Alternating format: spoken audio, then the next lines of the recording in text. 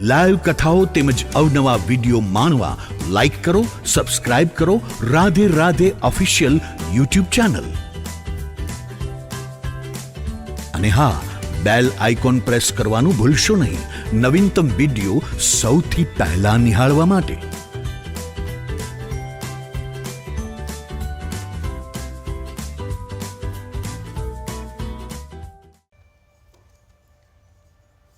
વસુદેવ, દેવકી અને કંસ. મેં ગઈકાલે એક વ્યાખ્યા કરી હતી વસુદેવ અને દેવકીની. શુદ્ધ અંતઃકરણ એટલે વસુદેવ, દેવમય બુદ્ધિ એટલે દેવકી. જ્યારે આપણી બુદ્ધિ, આપણું અંતઃકરણ શુદ્ધ બને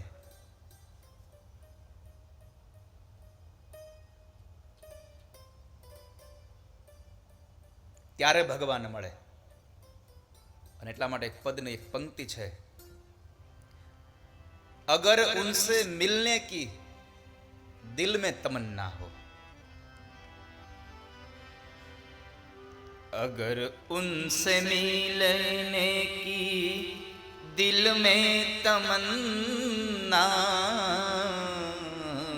अगर उनसे मिलने की दिल में तमन्ना, दिल में तमन्ना, दिल में तमन्ना, अगर उनसे मिलने की दिल में तमन्ना, करो शुद्ध अंत करण धीरे धीरे, अगर उनसे मिलने की दिल में तमन्ना, करो शुद्ध अंत करण धीरे धीरे. શુદ્ધ અંતઃકરણ થાય એટલે બુદ્ધિ દેવમય બને, અને જ્યારે બુદ્ધિ દેવમય બને ત્યારે ભગવાનનું પ્રાગટ્ય થાય છે. વાલા, ત્યારે ભગવાન મળે છે.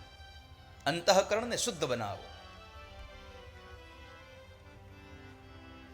તો અહીંયા કહ્યું, ભાગવતના 10મ સ્કંદમાં એમ કહ્યું કે સત્વમ વિશુદ્ધમ વસુદેવ શબ્દિતમ. વિશુદ્ધ અંતઃકરણ એટલે વસુદેવ. અને દેવકી માટે કૃષ્ણ ઉપનિષદમાં લખ્યું છે, કૃષ્ણોપનિષદમાં, દેવકી બ્રહ્મ વિદ્યા સાયા દેવે રૂપ ગીયતે. દેવતાઓ જેનું ગાન કર્યું છે, દેવતાઓએ જેનું ગાન કર્યું છે તે બ્રહ્મ વિદ્યા જ આ દેવકી છે, ભગવાનની માં. મેં એક વખતના સમયે કહ્યું હતું કે સુખદેવને જન્મ, સુખદેવ એ બ્રહ્મ છે, સુખદેવ એ બ્રહ્મ છે, અને બ્રહ્મને જન્મ આપે બ્રહ્મ વિદ્યા. અરણીને શાસ્ત્રોમાં મહાપુરુષોએ બ્રહ્મ વિદ્યા બતાવી છે.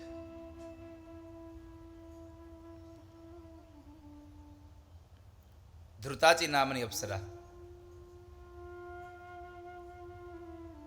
તો દેવકી બ્રહ્મ વિદ્યા સાયા દેવ દેવે રૂપ ગીયતે, કૃષ્ણોપનિષદ કહે છે. અને કંસ એટલે કોણ? તો કે કલિહિ કંસઃ સ ભૂપતિ. કંસ એ કલિનો અવતાર છે, એ કલિનું સ્વરૂપ છે, એ પણ ઉપનિષદ કહે છે.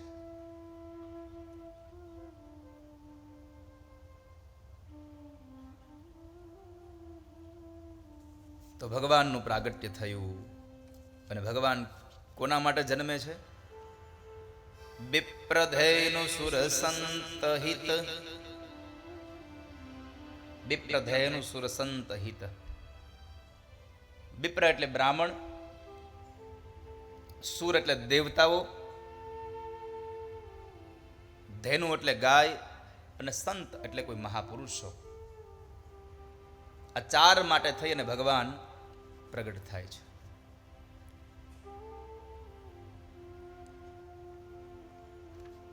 અને એ નંદ બાબાના આંગણે જ્યારે ભગવાનનું પ્રાગટ્ય થયું ને, તો નંદ બાબા મહામના બની ગયા છે. સુખદેવજી મહારાજ કહે છે કે રાજા સાંભળ, હું તને નંદ બાબાના આંગણે જે ભગવાનનો મહોત્સવ ઉજવાયો, જન્મોત્સવ થયો, એની કથા વર્ણવું. સાવધાન થઈને સાંભળ. એક ભગવાનનું પ્રાગટ્ય થયું, નંદ બાબાનું આખું વર્ચસ્વ, એક વ્યક્તિત્વ બદલાઈ ગયું. અને એટલા માટે ભાગવતજીમાં લખ્યું પણ ખરું,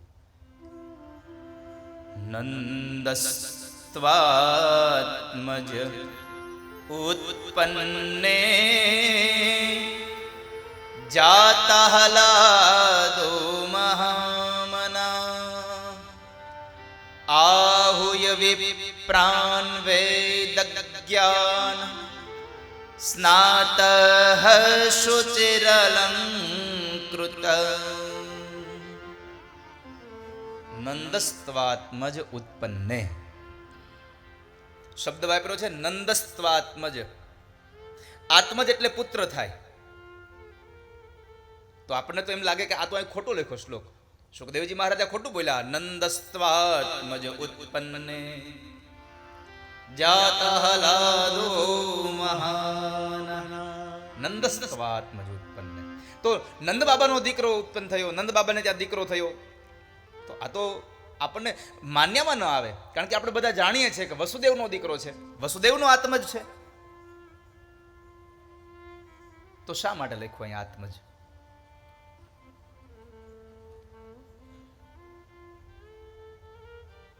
છતાં પણ અહીંયા સુખદેવજી મહારાજે ગાયું ને વેદવ્યાસે લખી નાખ્યું નંદસ્વાત્મજ.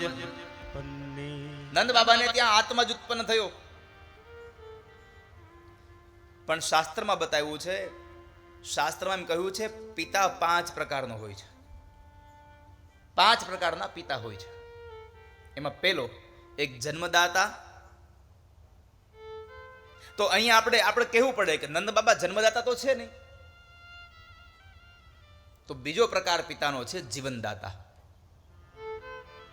પેલો જન્મદાતા, બીજો જીવનદાતા, ત્રીજો ભય ત્રાતા, ભયમાંથી મુક્ત કરે એ પણ પિતા હોય છે. ચોથો છે વિદ્યાદાતા અને 5મો કન્યાદાતા. 5 પ્રકારના પિતા બતાવ્યા શાસ્ત્રમાં. તો એમાંથી નંદ બાબા તો જન્મદાતા છે નહીં, પણ એ જીવનદાતા છે. અને આમ જો આત્મજનો સાત્વિક અને તાત્વિક અર્થ કરવા જઈએ વિદ્વત્તાની ભાષામાં, શાસ્ત્રની ભાષામાં, તો આત્મજની વ્યાખ્યા એટલે આત્મની જાયતે. આત્મની જાયતે, આત્મા જે જન્મે તે આત્મજ. આત્મામાં જે જન્મે તે આત્મજ. એટલે આમ જોવા જાવ તો લાલનજી માત્ર વસુદેવના જ આત્મજ નહીં, નંદ બાબાના પણ આત્મજ થશે. અરે નંદ બાબાના નહીં, આવું પણ કહી શકાય, જો આત્મની જાયતે ઇતિ આત્મજ, તો એવું પણ કહી શકાય કે આ જગતના તમામ જીવાત્માના પણ આત્મજ એટલે પુત્ર થશે. થશે એવું નહીં, છે ભગવાન. કારણ કે સર્વસ્ય ચાહમ હૃદય સન્નિવિષ્ટ. ભગવાને ગીતાજીમાં કહ્યું, હું બધાના હૃદયમાં રહું છું. અને આત્મામાં મેં જે જન્મે એ આત્મજ છે, સંસ્કૃતની ભાષામાં. તો કહ્યું નંદસ્ત્વાત્મજ ઉત્પન્ને જાતઃ લાદો મહામના બની ગયા નંદ બાબા. અને કઈ કાલે મેં કહ્યું પણ ખરું કે નંદ બાબાએ 2 લાખ ગાયો દાનમાં આપી છે. નંદ બાબાને ત્યાં લખ્યું છે શાસ્ત્રમાં કે 9 લાખ ધેનુ હતી, એમાંથી 2 લાખ ધેનુઓ એને બ્રાહ્મણને દાનમાં આપી દીધી. અને શણગારીને પાછી, ખાલી દાનમાં નહીં, શણગારીને પછી દાનમાં આપી છે.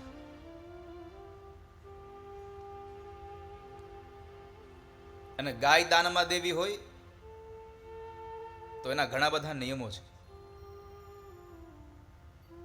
ગાયના પગની ખરીઓને સોનાથી મઢાવવાની, ગાયના પૂંછડાનો અગ્રભાગ એને સોનાથી મઢાવવાના, ગાયના શિંગને મઢાવવાના, ગાયને આખા વસ્ત્રોથી ઢાંકવાની.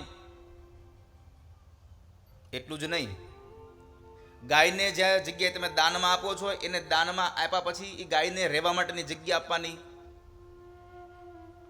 જગ્યા આપીને તમે છૂટી નહીં જાઓ. ગાયનું પાલન પોષણ કરી શકે એના માટે એક ગોવાળ સાથે આપવાનો. આટલાથી નહીં, ગાયનું ભરણ પોષણ થાય એના માટે તમારે નિરણ પણ આપવાની. આવી રીતે ગાયને જે દાનમાં આપે બ્રાહ્મણને એ સાચું ગૌદાન છે. હવે કોઈને દાન દેવું હોય તો મારે લેવું છે.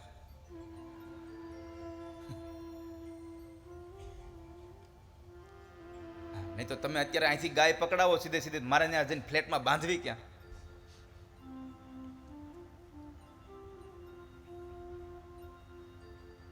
નંદ બાબાએ પોતાની પાસે જે સંપદા હતી એના તો દરવાજા ખુલ્લા મૂકી દીધા કે જેમાંથી બીજું કાંઈ મળવાનું નહોતું. ઘરમાં સોનું પડ્યું હોય તો એ સોનામાંથી બીજો વેપાર ન થાય, કાં તો એ સોનાને આપી દઈએ તો એમાંથી બીજો વેપાર થાય, પણ સોનામાંથી વેપાર થાય એવું ન બને. જેમાંથી બીજી કઈ ઉત્પત્તિ નહોતી થતી એનું પણ દાન કર્યું, અને જેમાંથી પોતાના વ્યવસાયનો વ્યાપ વધતો હતો એવી વસ્તુનું પણ દાન કરી દીધું. કારણ કે ત્યારે વ્યવસાય શું હતો? વ્યવસાય માત્ર ને માત્ર ગૌચારણ. ગાયોનું પણ દાન કર્યું. 2 લાખ ગાયો દાનમાં આપી છે. પિતૃઓનું તર્પણ કર્યું, તીર્થનું સ્નાન કર્યું.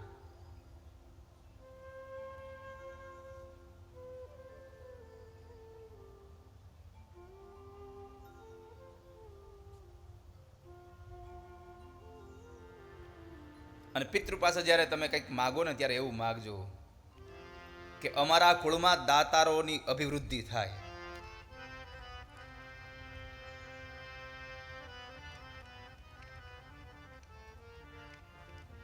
ખાલી સંતાનની પ્રાપ્તિ નહીં, અમારો સંતાન દાનવીર પણ બને, દાતા પણ બને.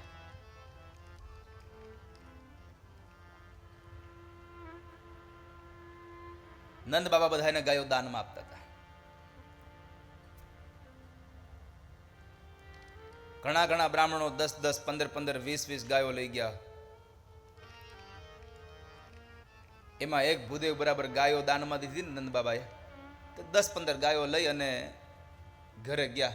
અને એટલા હરખાતા જતા હતા, ગોરાણીમાં જોઈ ગયા. ગોરાણીએ પૂછ્યું, આટલા બધા હરખાવ છો હે ના? અરે આજ નંદ બાબાની ઘરે દીકરો જન્મો. અરે પણ નંદ બાબાની ઘરે દીકરો જન્મમાં તમારે શું એટલું બધું હરખાવાનું? અરે પણ આખા ગામને બોલાવ્યું અને ગોરાણી નંદ બાબાએ શું બધાને દાન આપ્યા છે, તે તો એની ઘરે છે તો આપે, એમાં શું નવાઈ કરી? એમાં તમે આટલા બધા ઊંચા મીંડા હાલવા? તમને શું આપ્યું? અરે હું 15 ગાયો દાનમાં લઈને આવ્યો છું. 15 ગાયો દાનમાં લઈને આવ્યો છું, સાંભળ્યું? અને ગોરાણી બગડ્યા, હો આંખો થઈ લાલ. અરે કોક દાન આપે એટલે લઈ લેવાનું, વિચારવાનું નહીં જરાય?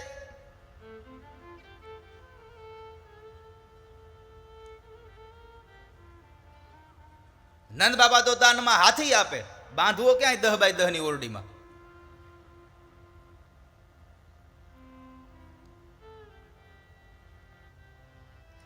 તમને ખેની કોઈ દી ખબર પડી છે? તમને આજ ખબર પડે અહીંથી માંડી.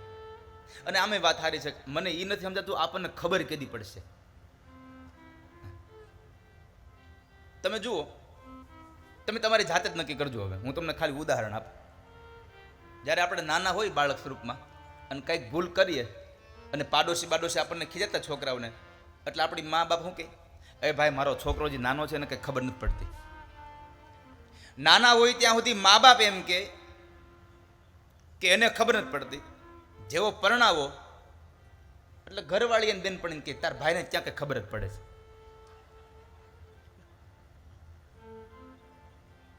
એટલે આપણને યુવાનીમાં ખબર નથી પડતી, એ પાકું થઈ ગયું. છોકરા થાય ને આપણે વૃદ્ધ થાય એટલે છોકરા એમ કે બાપા તમે બેહો, તમને ખબર ન પડે. આપણને ખબર કઈ પડશે?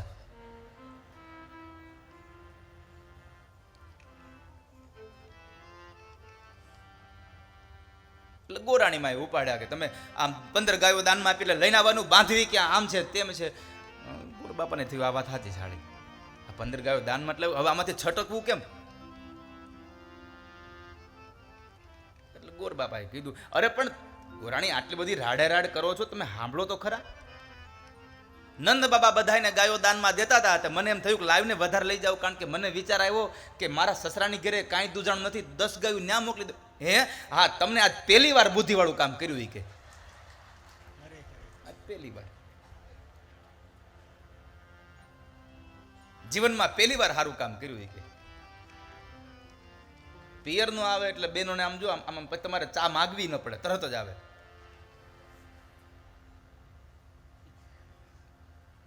ઘરે જઈને થોડાક વખાણ કરવા, તરત ચા આવે.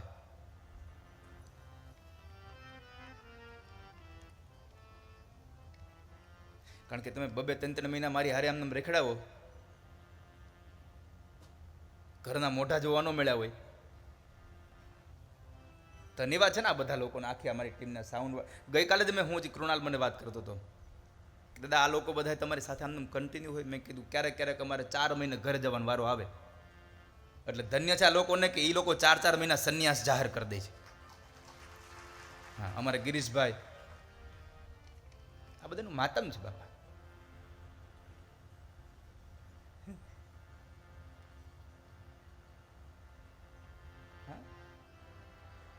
નહીં તો તમને લાગે તમે ઘરેથી 1 અઠવાડિયું તો બહાર જાઓ, સવારે ઓફિસ જાઓ ને 3 વખત તો ઘરે ફોન કરો પાછા,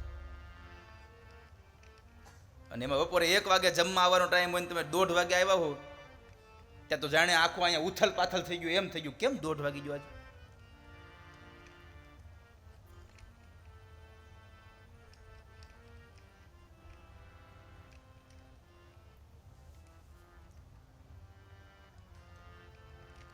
બહેનોને એનું માયકું બહુ વાલું હોય સાહેબ. અને માયકું એટલે એક શબ્દ છે માયકો, અને માયકું ત્યાં સુધી છે જ્યાં સુધી એ પરિવારમાં એના પિયરમાં એનો બાપ છે ત્યાં સુધી.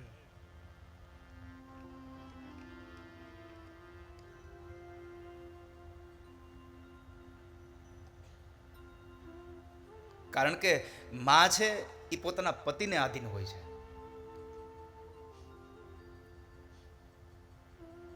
તમે સંસારમાં જોજો ક્યારેય સાસુ એના દીકરાની વહુને ગમે તે કહેશે એ સહન કરી લેશે, પણ જ્યારે પોતાના પિયર ઉપર અને પોતાના બાપ ઉપર જ્યારે કંઈ કહેશે ને ત્યારે આંખમાંથી આંસુડા સારતી હશે એ દીકરી, અને એટલું જ કહેતી હશે તમે કહેશો તો હું ભૂખી રહીશ, તમે કહેશો તો તમારા બધાના પગની સેવા કરીશ, તમે કહેશો તો હું તમારા ઘરની દાસી બનીને રહીશ, પણ મારા બાપને કંઈ ન બોલો, મારા બાપને ન બોલો.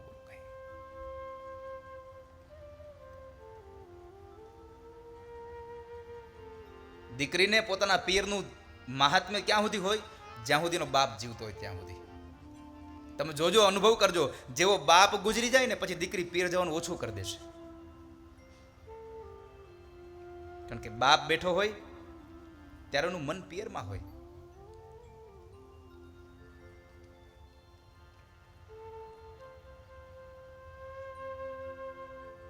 કોઈ દીકરી સાસરે હોય ને કદાચ સમાચાર મેળવે માં મૃત્યુ પામી છે, તો કદાચ હજી એ દીકરી માના મૃત્યુના સમાચાર સાંભળે, મા પાસે જાય પણ પોતાના હૃદયને કઠણ કરીને કદાચ ઓછું રડે.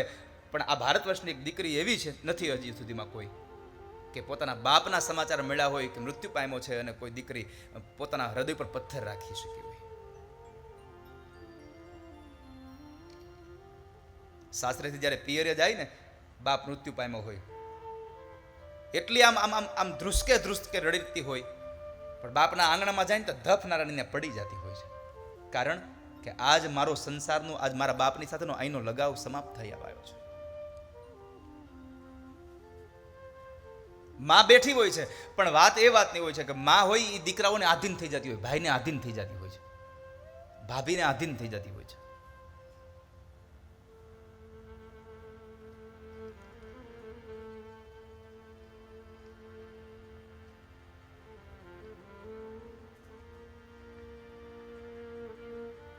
એટલે મારે એ પણ ટકોર આજે કરવી છે બધાને. બાપ દીકરાની વહુને એના પિયરિયા વિશે નહીં, પણ એને દુઃખ લાગે એવું કંઈ ન બોલો.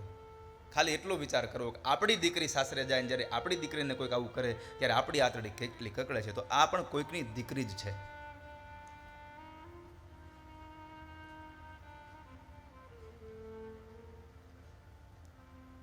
કારણ કે કેટલો મોટો ત્યાગ કરીને આવી હોય દીકરી.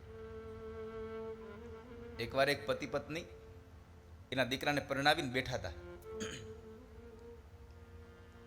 અને જ્યારે બેઠા હતા થોડો સમય વ્યતીત થયો ને એટલે પત્ની એના પતિને કહ્યું, સાંભળ્યું?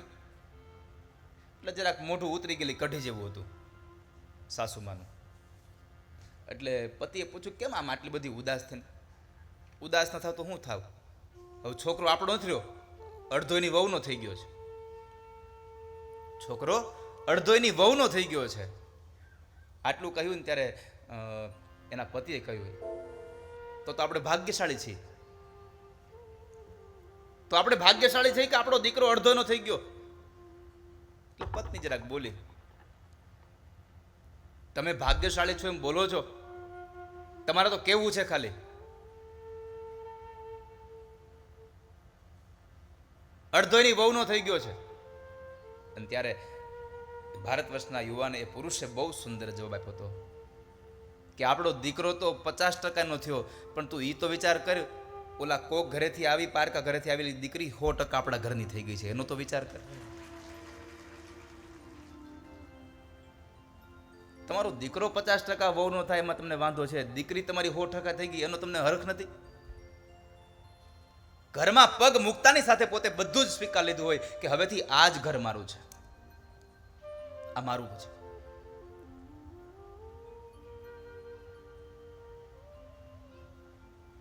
તો પિયરની વાત આવી એટલે મને આ વાત યાદ આવી હતી. એટલે ગોરાણીમાં શાંત થઈ જાય. હા તો વાંધો નહીં, તમે 10 ગાય ત્યાં મોકલી દો, વાંધો નહીં. હવે 5 ગાયની વ્યવસ્થા કરી લઈ કે હું મારા ભાઈને ઘરે છોકરા દૂધ ખાય ને.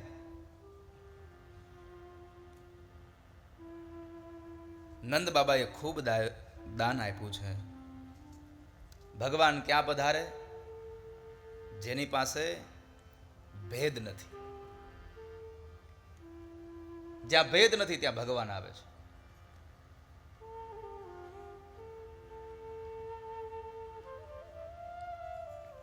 નંદ બાબા જ્યારે નામકરણ સંસ્કાર કરવા માટે બેઠા ને, ગરગાચાર્ય મહારાજ આવ્યા. ગરગાચાર્ય મહારાજ કહ્યું કે હું તો યાદવોનો કુળગોર છું. ત્યારે નંદ બાબાએ કહ્યું, બાબા અમારા દીકરાઓનું નામ પાડો ને. એમ ન કહ્યું મારા દીકરાનું નામ પાડો, અમારા દીકરાનું નામ પાડો. એટલે કે રોહિણીનો દીકરો જે વસુદેવજીનો દીકરો છે એનું પણ નામ પાડો. જેનામાં મતભેદ નથી એને ત્યાં ભગવાન પ્રગટે છે.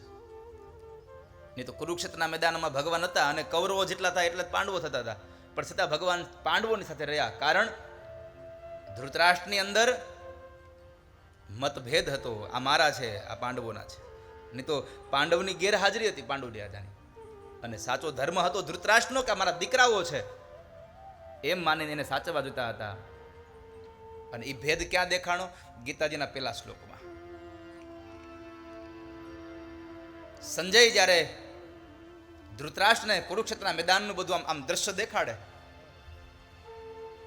અને ત્યારે ધૃતરાષ્ટ્રે પ્રશ્ન કર્યો, ધર્મ ક્ષેત્રે કુરુક્ષેત્રે સમવેતાયુયુત્સવ મામકા પાંડવાશ્ચૈવ કિમ કુર્વત સંજય. મામકા પાંડવાશ્ચૈવ, મારા અને પાંડુના દીકરા શું કરે છે, ક્યાં ઊભા છે?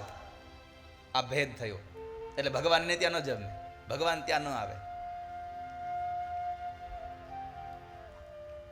ભગવાન નંદ બાબાના ઘરે આવ્યા અને એ નંદ બાબાના ઘરે તો આનંદના લોકો આખા ગોકુળને શણગાર્યું છે. દુદુંભીઓના નાદ થઈ રહ્યા છે. સૌમંગલ્ય ગિરો વિપ્રાહ સૂતમાગધવંદિનઃ ગાયકાશ્ચ જગુર્ને દુર્ભેર્યો દુંદુભયો મુહુ.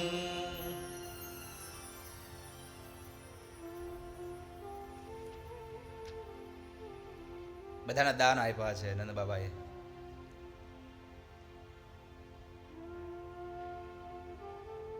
નંદ બાબાએ કહ્યું ને મેં આપને કે પિતૃનું તર્પણ કર્યું. જ્યારે આપણા ઘરે દીકરાનો જન્મ થાય ત્યારે પિતૃનું તર્પણ કરવું, તીર્થમાં સ્નાન કરવું. કારણ કે આપણી ઉપર 3 પ્રકારના ઋણ હોય છે: દેવ ઋણ, પિતૃ ઋણ અને ઋષિઓનું ઋણ. આ 3 ઋણ આપણા ઉપર હોય છે. આ ત્રણેયનું તર્પણ કરવું.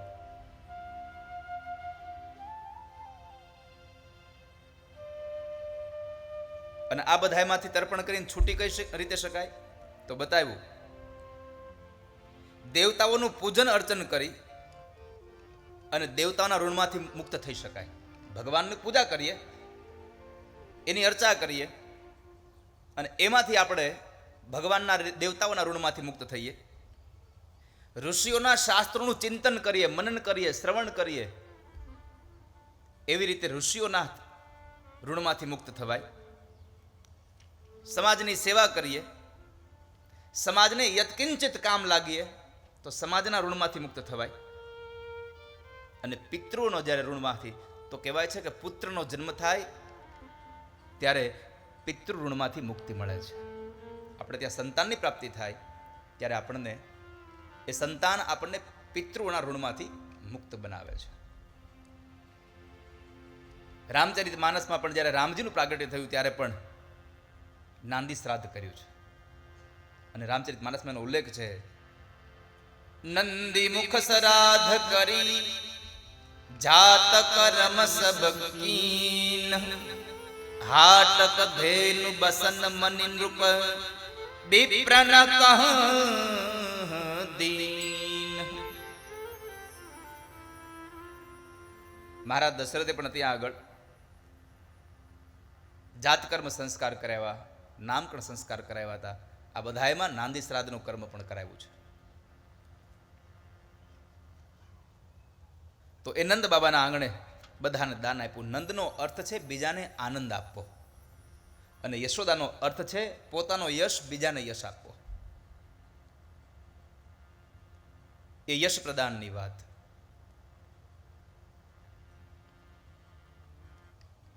યશ પ્રદાનની વાત છે. કોઈકને આનંદ આપવો, કોઈકને યશ આપવો. તમે જુઓ, દેવકી, યશોદા અને ગોપીઓ. દેવકીએ ભગવાનને જન્મ આપ્યો, યશોદાએ પાલન પોષણ કર્યું અને ગોપીઓએ બધી એનો પ્રેમ પાયો. બધી ગોપીઓનો પ્રેમ પામી ગઈ.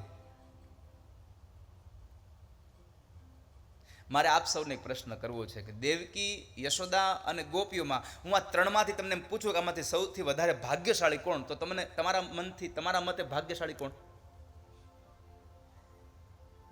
દેવકીએ જન્મ આપ્યો, જન્મતાની સાથે ભગવાન નીકળી ગયા મા પાસેથી. યશોદાએ એનું પાલન પોષણ કર્યું અને ગોપીઓએ એનો પ્રેમ પામ્યો.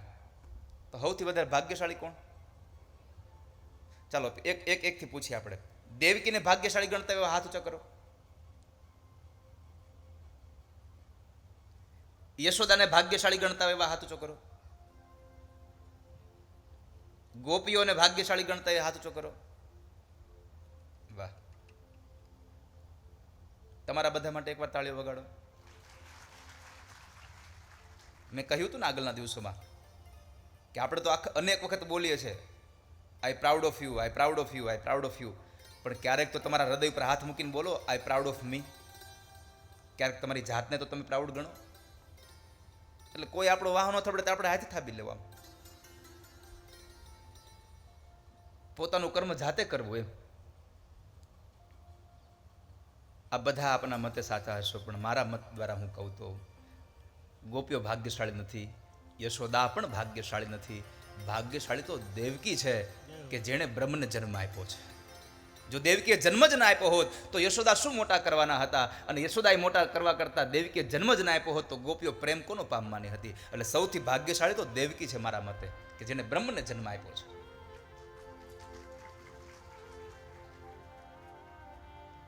ખેતરમાં બીજ વાવો જ નહીં તો પછી લણવા શું જાવ? એને એને એને એને દળીને રોટલા હેના ખાવાના હતા તમે? દેવકીના ઉદરમાં જ્યારે બીજ રોપાયું અને એ બીજ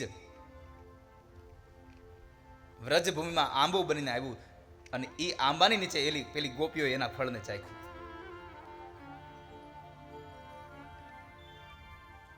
બ્રાહ્મણોએ સંતાન ગોપાલના પાઠ કર્યા. યશોદાના સૌભાગ્યની વાત. પછી ભગવાન શિવજી ભગવાનના દર્શન કરવા માટે આવ્યા. એની કથા અન્યત્ર પુરાણોમાં આપી છે, શ્રીમદ ભાગવત પુરાણમાં નથી આપી.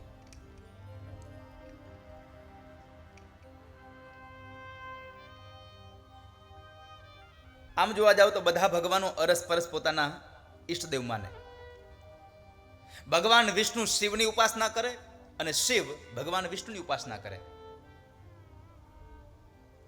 આ દુનિયામાં સૌથી મોટામાં મોટો કોઈ સેવ્ય જો ભગત હોય તો ભગવાન વિષ્ણુ છે, અને સૌથી મોટા કોઈ જો વૈષ્ણવ હોય તો એ ભગવાન શિવ પોતે છે.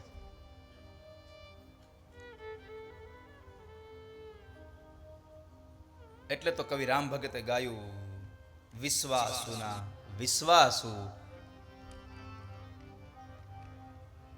કોણ મારા આંખોના આંસુડા લૂછશે? ઓ વિશ્વાસુના વિશ્વાસુ. વિશ્વાસુના વિશ્વાસુનો અર્થ છે રામને ભરોસો છે કૃષ્ણ ઉપર, કૃષ્ણને ભરોસો છે રામ પર, રામ અને કૃષ્ણને બેયનો ભરોસો ભગવાન શિવ ઉપર છે. એકબીજાના પરસ્પર ભરોસા વાળા છે.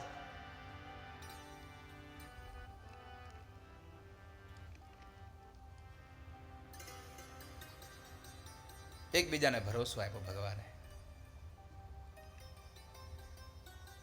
અને આપણો ભરોસો ભગવાનમાં હોવો જોઈએ, ભગવાનના ચરણમાં. અને એ ભરોસો કેવો હોવો જોઈએ? દ્રઢયીન ચરણન કેરો ભરોસો. દ્રઢયીન ચરણન કેવો ભરોસો. ભગવાનના ચરણારવિંદમાં મારો તમારો દ્રઢ ભરોસો હોવો જોઈએ.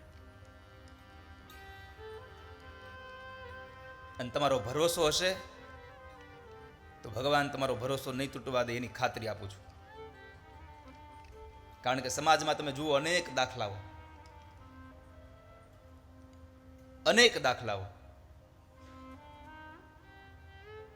પણ તમારી નિષ્ઠા ભગવાનમાં જોઈએ,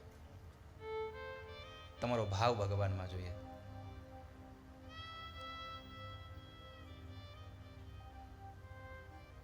વધારે વર્ષો પણ નહીં થયા હોય, હું તમને એક સત્ય ઘટનાની એક કથા કહું. આજે મેં આ પ્રસંગ ઘણી વખત કર્યો છે કથાઓમાં, પણ જ્યારે આ ઉત્તર ગુજરાતનું આંગણું છે ને આપ સૌ જ્યારે બેઠા છો ને, એટલે ફરી વાર કહેવાનો મને આનંદ થાય છે. કારણ કે તમારાથી બહુ દૂરી નથી, એટલા માટે. સવાર નીકળો તો સાંજે પાછા આવી જાઓ, એટલું જ આઘું છે, સાંજે ન થાય.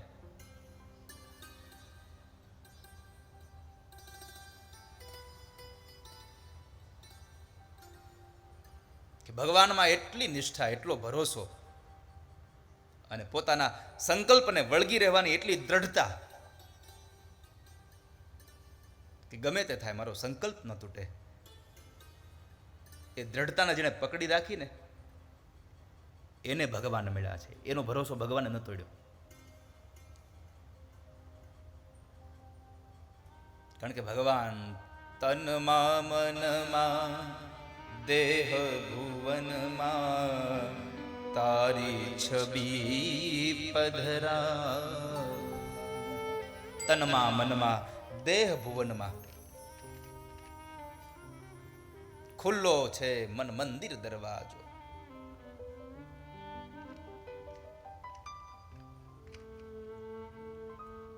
વડોદરાની બાજુમાં કોયલી ગામ, અને કોયલી ગામના એક પ્રાથમિક શાળાના શિક્ષક મનસુખરામ માસ્તરની આ કથા છે.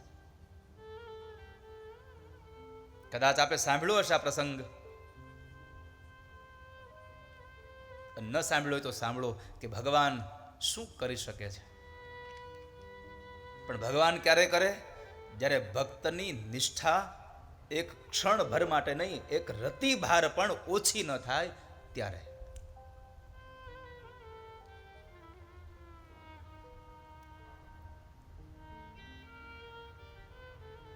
મને હમણાં એક વ્યક્તિએ પ્રશ્ન કર્યો હતો, દાદા આ બધું જે આગળની કથાઓ છે બન્યું હશે?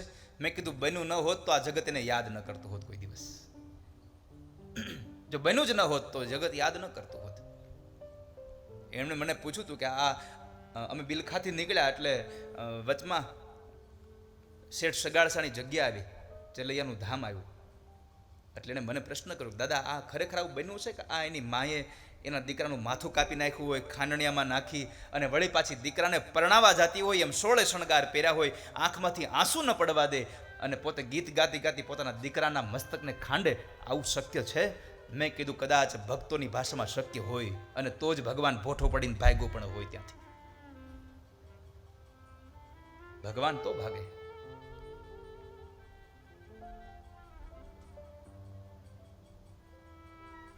તો કોયલીના મનસુખરામ માસ્તરની આ કથા છે. પ્રાથમિક શાળાનો એ શિક્ષક, અને એની ભગવાનમાં એટલી શ્રદ્ધા અને એ ભરોસો, ભગવાન ડાકોરમાં રણછોડરાયમાં એનો ભરોસો.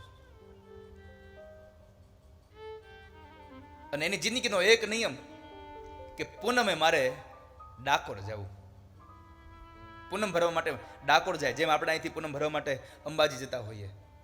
લાખો લોકોની શ્રદ્ધા હોય.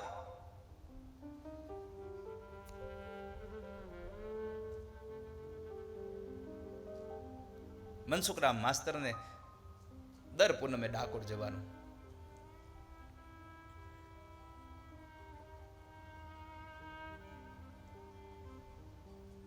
બાકીના તમામ દિવસોમાં એ પોતાની નિશાળમાં હાજર હોય.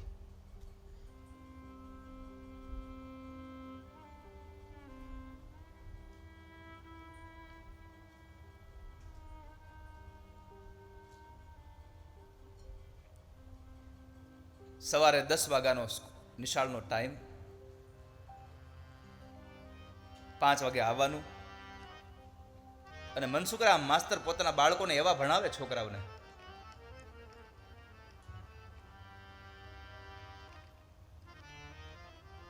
કે જાણે છોકરાને ભણાવ્યા પછી એક વખતમાં છોકરાઓ આમ કડકડાટ બોલતા થઈ જાય. આવું શિક્ષણ આપે.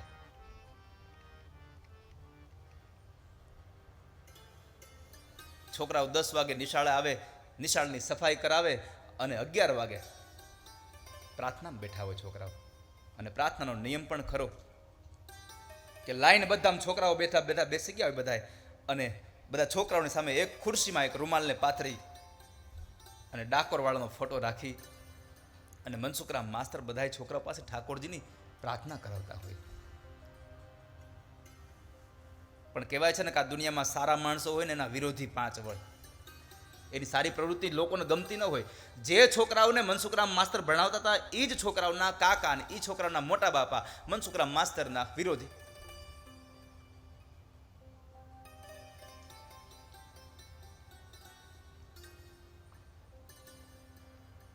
ગામના એ વિરોધીઓ 5-7-10 જણા ભેગા થયા અને નક્કી કર્યું કે હવે આ મનસુખરામને અહીંથી તો કાઢવો જ છે. એ ભણતો નથી, નકરો ભગતરો ગમે ત્યારે ડાકોર વયો જાય છે અને છોકરાઓનું આપણું ભણતર બગડે છે. આને કાઢવો છે. કરવું હું?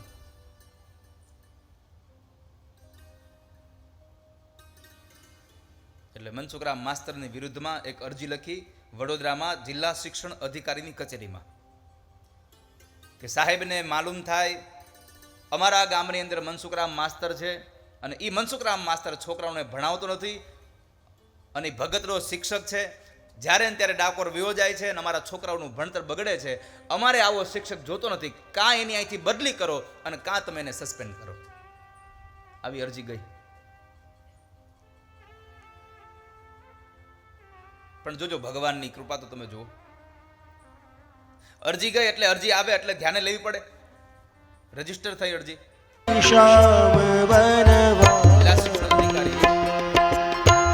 પોતાની કચેરીમાંથી એના નીચેલા અધિકારીને કીધું કે ભાઈ તમે જરાક જોઈ આવો અને ઇન્સ્પેક્શન કરી આવજો. ભલે સાહેબ. અને એ સમયમાં વડોદરાથી એક ટ્રેન સવારે 9 વાગે ઉપડતી અને એ કોયલી ગામમાં 11:15 વાગે 10:30 વાગે પહોંચાડતી. અને ત્યારે એ ટ્રેન બરાબર ટાઈમ હાલતી. શું કામ હાલતી મને ખબર નથી, પણ ટાઈમે હાલતી.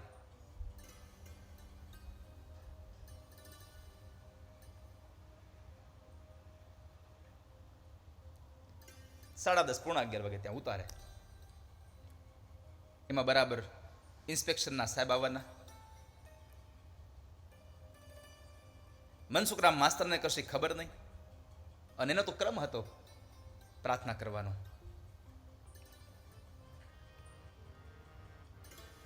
પ્રાર્થના કરવા માટે બધા બાળકોને બેસાડ્યા 11:15 વાગે અને સૌ બાળકો આંખો બંધ કરીને ઠાકોરજીના ફોટાની સામે, એની પ્રતિમા સામે બેઠા બેઠા ભગવાનની પ્રાર્થના કરે.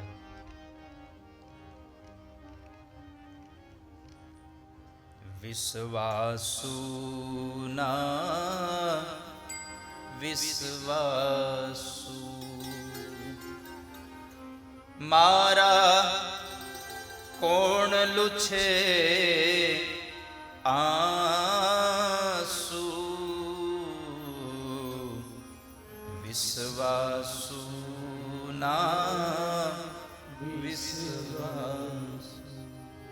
મારી આંખોના આંસુડાને કોણ લૂછશે? મનસુખરામ માસ્તર એની પ્રાર્થના કરાવે, બાળકો આમ એકદમ તલ્લીન બનીને આંખોથી પ્રાર્થના કરતા હોય. શું બાળકો લાગતા હોય આમ પ્રાર્થના કરતા હોય ત્યારે? કારણ કે એ બાળકોની પ્રાર્થના એટલા માટે આપણને ગમે છે ને એ બાળકોની પ્રાર્થના ભગવાન એટલા માટે સ્વીકારે છે કે એમાં સ્વાર્થ વૃત્તિ નથી.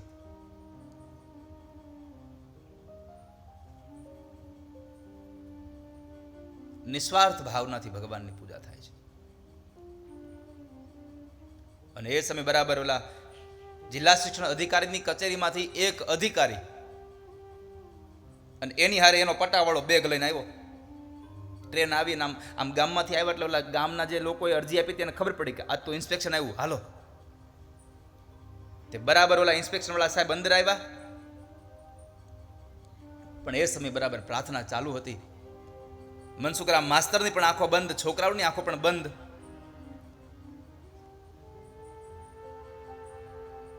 એટલે નિશાળની એ લોબીમાં છોકરાઓ પ્રાર્થના કરતા હતા. એટલે નિશાળના એ આંગણામાં લોબીની નીચે જ બરાબર ઊભા કચેરીમાંથી આવેલા સાહેબ અને પેલો પટાવાળો બે પ્રાર્થના સાંભળે.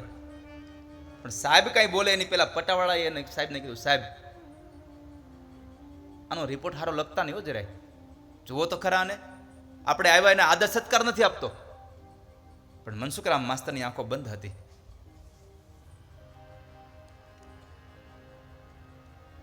બે પાંચ શબ્દો એ બોલ્યો ને એટલે માસ્તરે એને કહ્યું કે ચૂપ રે ભાઈ, આ પ્રાર્થનાના શાંત સરોવરમાં તારા શબ્દરૂપી કાકરા મારીને તરંગોને પેદા ન કરો. એની પ્રાર્થના ચાલવા દો. પ્રાર્થના સમાપન થઈ. છોકરાઓ બધા આંખ ખોલી, મનસુખરામ માસ્તરની આંખ ખોલીને જ્યાં જુએ ત્યાં તો ઓહો, પોતાના ઉપલા અધિકારી એકદમ ઊભા થઈ સાહેબને પ્રણામ કર્યા. પધારો સાહેબ, પધારો. આપ ક્યારે આવ્યા? મને ખબર નથી, માફ કરજો. હું તમને આવકાર ના આપી શકો, મેં તમને આવકારો ના આપ્યો. તમે આવવાના હતા એ જો ખબર હોત ને તો હું તમારા સ્વાગતની તૈયારી કરાવત. સાહેબ કહે છે, ના ના મનસુખરામ, કાંઈ વાંધો નહીં, ચિંતા ન કરો. મનસુખરામ માસ્તરામ બે હાથ જોડ્યા હતા. આ દ્રશ્ય જ્યારે ઓલા બેઠેલા છોકરાએ જોયું ને, છોકરાઓને લાગ્યું કે અમારો સાહેબ જો કોકને પગે લાગતો હોય તો એ તો સાહેબ કરતા મોટા હશે. એટલે છોકરાઓ એક પછી એક લાઈનમાં ઊભા થઈ આવી અને પેલા આવેલા અધિકારીને પગે લાગતા ગયા. પગે તો લાગતા ગયા એટલે આવેલા અધિકારી ઉપર એનો પ્રભાવ બહુ પડ્યો કે છોકરાઓ કેટલા સંસ્કારી બનાવ્યા છે.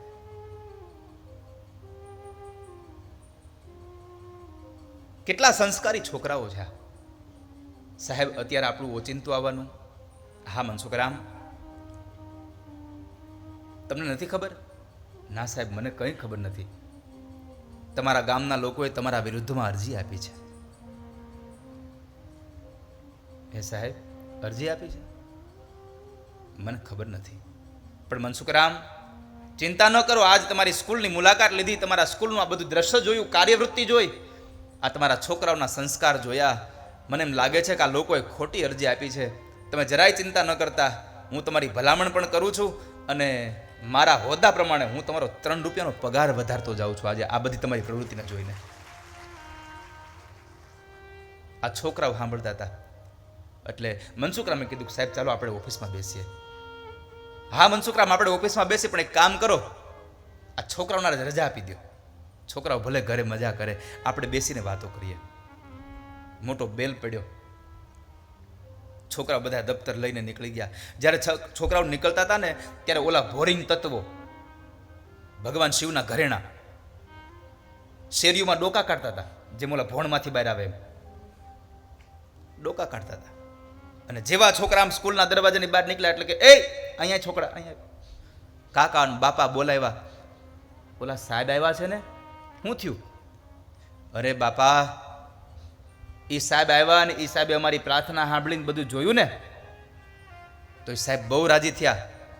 અને એ સાહેબે એટલા રાજી થયા કે અમારે એની ખુશીમાં મોટો બેલ પડી ગયો કે. અને આપણે મોટા બેલની રાહ જોઈને બેહતા, ખબર છે ને? મોટો બેલ પડે, અમારે મોટો બેલ પડી ગયો. અને એટલું નહીં બાપા, અમારી સ્કૂલની આ સાહેબ એટલા રાજી થયા ને અમારા સાહેબથી તો અમારા સાહેબનો 3 રૂપિયાનો પગાર વધારી દીધો. 3 રૂપિયાનો પગાર વધારી દીધો એટલું કીધું ને ત્યાં તો હવારનું ખાધું તું બધું બળી ગયું. હે પગાર વધાર્યો? અંદરો અંદર વાતું કરે. આ બધા મામા માસ્યું ના જ હોય કે એક ના એક જ હોય. થોડા દિવસ પસાર થયા, વળી પાછી અરજી લખી કે અમારા ગામનો એક ભગતનો શિક્ષક છે, અમારે જોતો નથી, અમારા છોકરાઓનું જીવન બગડે છે, કાંઈ એની અહીંથી બદલી કરો અને એને અથવા તો સસ્પેન્ડ કરો. નીચે નોંધ લખી કે નોંધ, ગયા વખતે જે સાહેબ આવ્યા હતા એ ઇન્સ્પેક્શનમાં ન મોકલતા, કારણ કે એનો હગો છે, પગાર વધારીને જાય છે.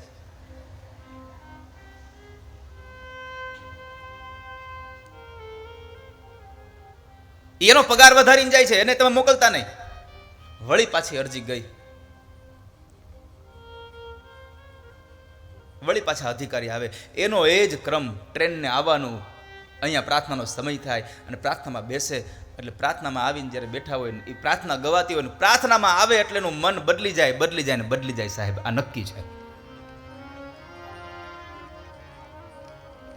તનમાં મનમાં દેહ ભુવનમાં,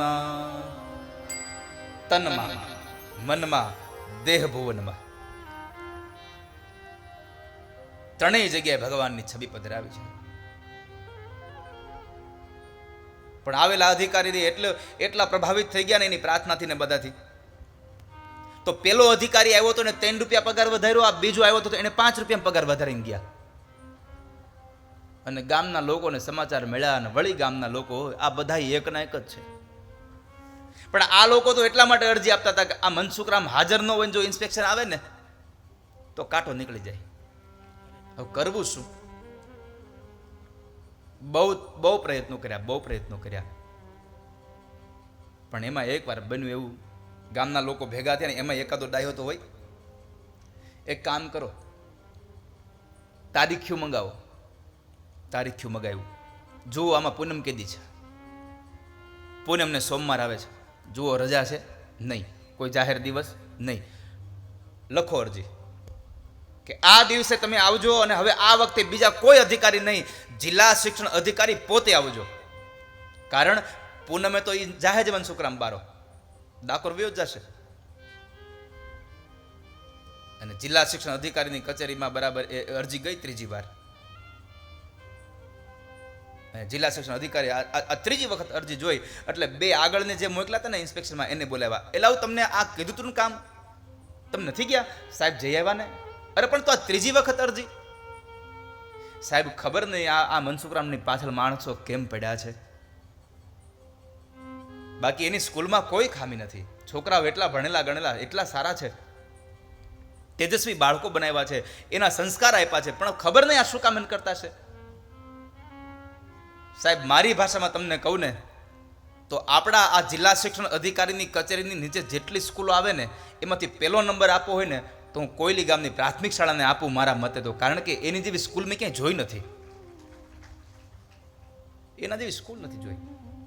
બાકી મેં તમને ખબર છે ને હું એક સ્કૂલમાં ગયો હતો ઇન્સ્પેક્શન માટે અને મેં છોકરાઓને પૂછ્યું, છોકરાઓ શિવનું ધનુષ કોણે તોડ્યું? કોઈ છોકરા કાંઈ બોલે નહીં. મેં માસ્તરને કીધું, માસ્તર આ છોકરાઓ કઈ બોલતા નથી, છોકરાઓ જવાબ આપો, જવાબ આપો, શિવજીનું ધનુષ્ય કોણે તોડ્યું? એક છોકરાએ ઊભો થઈને કીધું, સાહેબ મેં નથી તોડ્યું. કે મેં એના શિક્ષકને પ્રશ્ન કર્યો કે સાહેબ આ છોકરાઓ આવો જવાબ કેમ આપે છે? એના શિક્ષક કીધું, સાહેબ આ મૂકો ને, નવું કેટલાનું આવે એ કરો, નવું લઈ લઈએ, કોણે તોડ્યું મૂકો ને.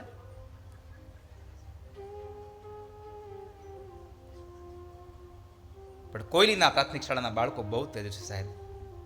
પણ હવે અરજી આવી એટલે જવું પડે. અને બરાબર નક્કી થયું, પૂનમનો દિવસ, સોમવાર, સ્કૂલ ચાલુ. અને મનસુખરામને તો નિયમ હતો એટલે મનસુખરામ માસ્તર પોતે જ્યારે પૂનમ છે એટલે સવારમાં સ્કૂલે આવ્યા અને છોકરાઓને કીધું, છોકરાઓ બેટા બાળક તું ભણાવી દેજે બેટા, હું ડાકોર જઈ આવું. ભલે સાહેબ.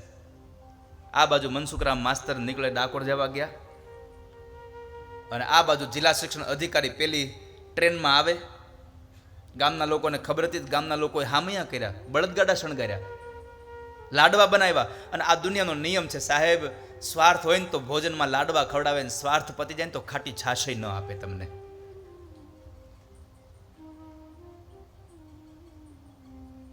સુર નર મુનિજન સબ કી યહ રીતિ, સ્વાર્થ કારણ કરહી પ્રીતિ.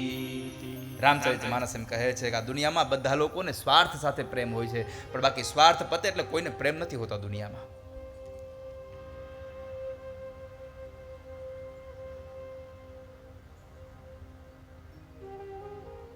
બધા લોકો આમ એનું સામ્ય કર્યા.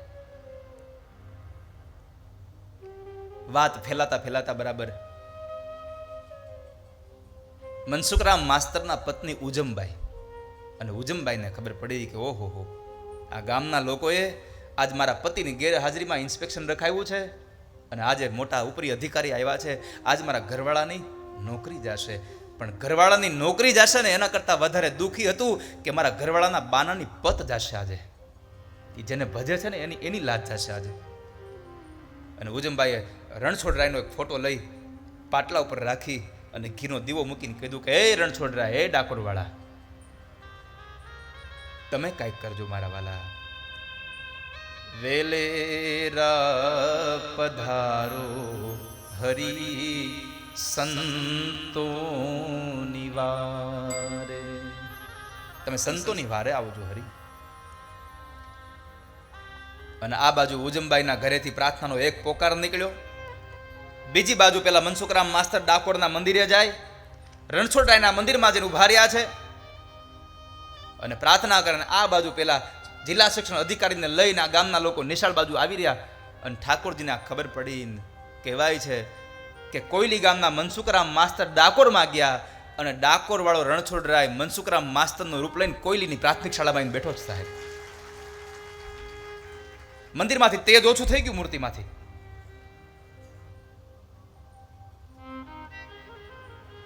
કોયલીની પ્રાથમિક શાળામાં આવીને બેઠા છે. જે જગ્યાએ મનસુખરામ માસ્તર બેસતા એ જ જગ્યાએ ભગવાન બેઠા છે. એ જ ફોટો, એ જ આસન, એ જ ખુરશી, એના એ જ બાળકો. અને પ્રાર્થના ચાલે છે. અને બરાબર પ્રાર્થનાના શબ્દો નામથી અધિકારીને લઈને આખા ગામના લોકો ભેગા આવે. બધા લોકો એક એક વ્યક્તિને કામ સોંપ્યું હતું. અને જ્યાં ગામના લોકો બરાબર નિશાળમાં આવ્યા ને અને નજીક આવ્યા તે તો જોવે છે તો ઓહો, આ તો મનસુખરામ અહીંયા છે. ગામના લોકો વિચાર કરવા માંડ્યા, આ ડાકોર ગયો તો પાછો કઈ આવી ગયો. જેને આ મનસુખરામ માસ્તર જાય છે એનું બધું કામ હોઈપું હતું, એને પૂછ્યું કે એ અહીંયા આવી તો તું તો કહેતો હતો ને આ ડાકોર ગયો. ઓલો માણસ એટલું બોલ્યો છે કે ભાઈ મેને જાતા જોયો છે, આવતા નથી જોયો ક્યારે પાછો. ફેલેરા પધારો હરી સંતો નિવારે. અંતરમાંથી પોકાર થાય ને સાહેબ, પછી ભગવાન દોડતો આવે છે. અને પછી ભગવાનને આવવા માટે કોઈ માર્ગની બીજી જરૂર નથી સાહેબ. આપણને પ્રશ્ન થાય ભગવાન ક્યાં માર્ગે આવતો છે? ભગવાનને આવવા માટે મોટા મોટા ડામર રોડ બનાવવાની જરૂર નથી. તમારી આંખમાંથી આંસુડાની ધારા વહે ને એ આંસુડાના માર્ગ ઉપર આવીને મારો હરી તમારું કામ કરી જાય છે વાલા. આંખમાંથી એકવાર નિસ્વાર્થ ભાવે આંસુડા નીકળી જાય.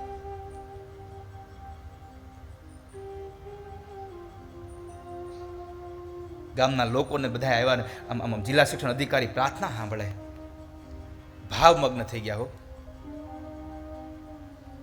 અને વાતે સાચી છે ને કે કાળા માથાનો મનુષ્ય ઓલો મનસુખરામ માસ્તર જો પ્રાર્થના કરતો હોય અને આવેલા અધિકારી જો રીઝી જતા હોય તો આ તો સ્વયં ડાકોર વાળો પોતે પ્રાર્થના કરાવરાવે છે. આ તો પોતે આવ્યો છે.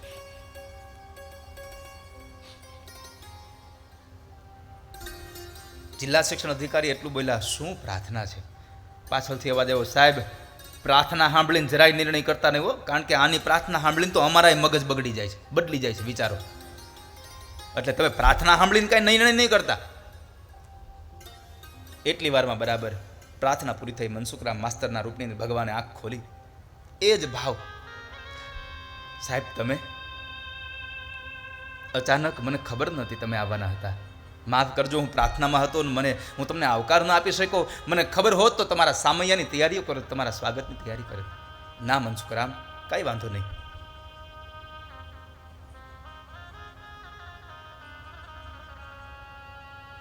જિલ્લા શિક્ષણ અધિકારીએ ગામના લોકોને કીધું કે એલાવ આવી સરસ પ્રાર્થનાઓ કરાવતો હોય આવા શિક્ષકને તમે કાઢીને તમે તમારા છોકરાઓનું જીવન બગાડવા માંગો છો? સાહેબ, તમે પ્રાર્થના સાંભળીને કાંઈ નિર્ણય કરો માં, છોકરાઓને પ્રશ્ન કરો, ખબર પડે કેવા કેવા ભણાવ્યા છે એને. એટલે ગામના લોકોનું માન રાખવા માટે જિલ્લા શિક્ષણ અધિકારીએ પ્રશ્ન કર્યા છોકરાઓને, પણ જેવો પ્રશ્ન કરે એવો છોકરો જવાબ આપી દે તરત. જેવો પ્રશ્ન કરે એવો છોકરા જવાબ આપી દે. એટલે ગામના લોકોએ કીધું કે સાહેબ, આવા હાવ હેલા હેલા પ્રશ્ન પૂછવામાં અમારો માસ્તર બહુ તૈયાર છે અને પોપટ પઢાવીને જ રાખ્યા હોય કે કંઈક જવાબ અઘરો પૂછો એને પ્રશ્ન. અને હવે તો જિલ્લા શિક્ષણ અધિકારીની કસોટી હતી ત્યાં, એની પણ આબરૂનો સવાલ હતો, કારણ કે જે પ્રશ્ન પૂછે એનો જવાબ આવે. અને એક ત્રીજા ધોરણના છોકરાને ઊભો થા છોકરા, અને એને પ્રશ્ન કર્યો. માસ્તર પૂછે બાળકને અવળો એક સવાલ, કૃષ્ણએ રાવણ માર્યો તે દિવસ હતો કે રાત. આખી નિશાળમાં હોપ પડી ગયો. ગામના લોકો કે હવે બરાબર લ્યો આ પ્રશ્ન. છોકરો બિચારો થરથર ધ્રુજે. હવે ત્રીજા ધોરણના છોકરાને 7મા ધોરણનો પ્રશ્ન પૂછો, અને એ તમે પ્રશ્નો તો તમે જુઓ. કૃષ્ણએ રાવણ માર્યો અને તે દિવસ હતો કે રાત. હવે ક્યાં રામા અવતાર, ક્યાં કૃષ્ણ અવતાર અને ક્યાં નરસંગ પ્રાગટ્ય. છોકરો મૂંઝાઈ ગયો. અને ત્યારે મનસુખરામ માસ્તરના વેશમાં રહેલા ભગવાને ઓલા ત્રીજા ધોરણના ભટુરિયા સામે નજર કરી, આંખથી આંખ મેળવી કીધું કે એ ભટુર, જવાબ દે બેટા. અને જ્યાં ભગવાનની આંખોમાં આંખ મળીને ત્યાં 3 વર્ષનો એ ત્રીજા ધોરણનો છોકરો બોલ્યો, સાહેબ ભૂલ્યા ભાન તમે અને અવળો કર્યો સવાલ, કૃષ્ણએ કંસને માર્યો, રામે રાવણ કુળનો કર્યો વિનાશ. જિલ્લા શિક્ષણ અધિકારીની આમ આંખમાં આમ સજળ બની ગયો, આમ પગ નીચેથી ધરતી વહી ગઈ.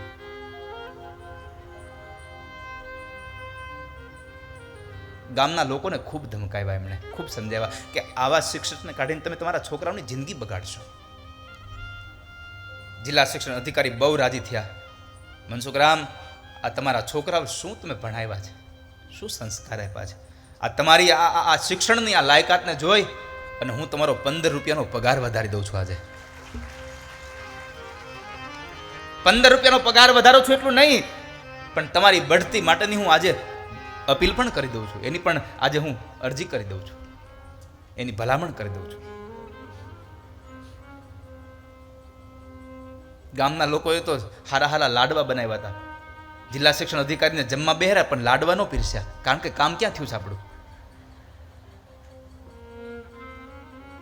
ન પીરસ્યા. પણ પ્રસંગ તો હવે ચાલુ થાય છે.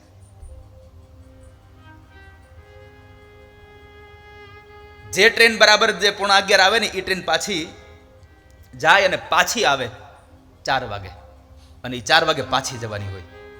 બન્યું એવું, 4 વાગે આખા ગામના લોકો મનસુખરામ માસ્તરને જિલ્લા શિક્ષણ અધિકારીને મૂકવા માટે રેલવે સ્ટેશન જાય. જે ટ્રેન આવે ને વડોદરાથી એ ટ્રેન પાછી જવાની હોય એમાં મૂકવા માટે. અને બન્યું એવું, જે ટ્રેન આવી અને એના ડબ્બામાં બેહવા માટે જિલ્લા શિક્ષણ અધિકારી ચડ્યા ને એ ટ્રેનમાંથી ઓલો મનસુખરામ ડાકોરથી આવીને એમાંથી ઉતરે છે. આ બેયનો મિલાપ થયો હામો. જિલ્લા શિક્ષણ અધિકારીને જોયા, આમ રેલવે સ્ટેશનના પ્લેટફોર્મ પર નજર કરી તો ગામના લોકોને જોયા. મનસુખરામ સમજી ગયા કે આજે મારા પાછળથી એણે આજ મારી આ ઇન્સ્પેક્શન કરાવ્યું, આજ મારી નોકરી ગઈ હશે. સાહેબ માફ કરજો, તમે આવવાના હતા એ મને ખબર નથી. મનસુખરામ, આ તમે ક્યારે ટ્રેનમાં ગોઠવાઈ ગયા? સાહેબ આજે પૂનમ હતી ને, ડાકોર ગયો તો, ડાકોરથી આવું છું. તમે આવવાના હતા, જો મને સમાચાર હોત તો હું ડાકોર ન જાત. અને ઓલા જિલ્લા શિક્ષણ અધિકારીને જરાક આમ ક્રોધ આવ્યો. મનસુખરામ, શું બોલો છો તમે? મારી મજાક કરો છો? ના સાહેબ, મજાક નથી કરતો. મારે પૂનમનો નિયમ છે, મારે ડાકોર પૂનમ ભરવા જવું. આવું જૂઠું બોલીને મારું અપમાન ન કરો મનસુખરામ. હમણાં તો હજી આપણે છૂટા પડ્યા અને તમે એમ કહો છો હું ડાકોર ગયો તો. સાહેબ, તમારી ભૂલ થતી હશે. અરે ના, મેં તમારી પ્રાર્થના સાંભળી, તમારા છોકરાઓને પ્રશ્ન પૂછ્યા, તમારા છોકરાઓએ જવાબ આપ્યા અને મેં તમારો 15 રૂપિયાનો પગાર વધાર્યો, તમારા બઢતીની મેં ભલામણ લખી અને તમે પાછા મને એમ કહો છો કે હું ડાકોરથી આવું છું. નિશાળમાં આપણે હારે હતા. સાહેબ, તમારી ભૂલ થતી હશે. અરે મારી ભૂલ થતી હોય તો તમારા ગામના લોકોને પૂછી લ્યો. મનસુખરામ માસ્તર ઉતરી અને સાહેબ પાસેથી નીકળીને ગામના લોકોને પૂછે કે હે ભાઈ, નિશાળે હું હતો? હા મનસુખરામ, તમે હતા. 5-7 વ્યક્તિઓને પૂછ્યું હું હતો? હા તમે હતા મનસુખરામ, આપણે બધા હારે હતા. અને એક કોયલીના રેલવે સ્ટેશનના પ્લેટફોર્મ પર સાહેબ પાસે આવી અને મનસુખરામની આંખોમાંથી અશ્રુની ધારા સાથે કીધું કે સાહેબ મને માફ કરજો, એ હું હતો તો હું નહોતો, એ મારો કાળિયો ઠાકર આવીને રણછોડરે આવીને મારી નોકરી કરી ગયો, હું નહોતો.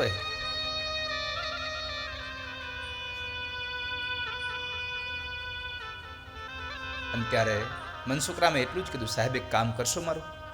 બોલો મનસુખરામ. એક કાગળ ને પેન આપો ને મને. કાગળ ને પેન આપ્યા અને મનસુખરામ માસ્તરે લખ્યું કે આજની તારીખથી હું કોયલી ગામના પ્રાથમિક શાળાના શિક્ષક તરીકેની ફરજમાંથી હું મુક્ત થવા માટે હું મારું રાજીનામું જાહેર કરું છું. જે જગ્યાએ મારા ઠાકોરજીને આવીને મારી નોકરી કરવી પડે એવી નોકરી હવે મારે જિંદગીમાં નથી કરવી ક્યાંય. આજ મારો ઠાકોર આવીને લાજ રાખી ગયો, કાલ કદાચ લાજ ન પણ રહે.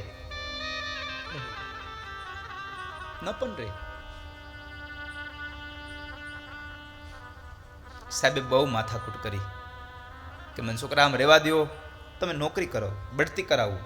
નહીં સાહેબ, હવે નોકરી નથી કરવી. અંતે જીત મનસુખરામ માસ્તરની થઈ. રાજીનામાની અરજી જિલ્લા શિક્ષણ અધિકારીને સ્વીકારવી પડી.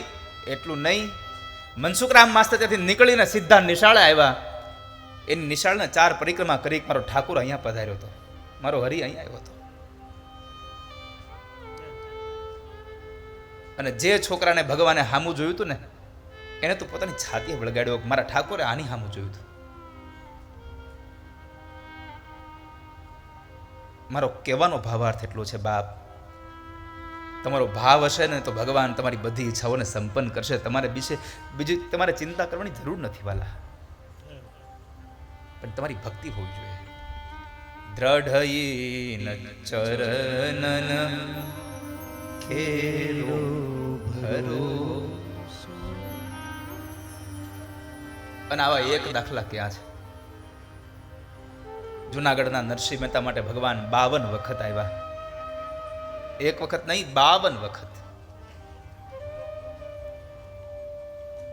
અને આ તો બધું ઠાકોરજીના હાથમાં છે, આપણું કશું નથી વાલા. ભગવાને ધાર્યું હોય એ જ થાય, મારું તમારું ન ચાલે.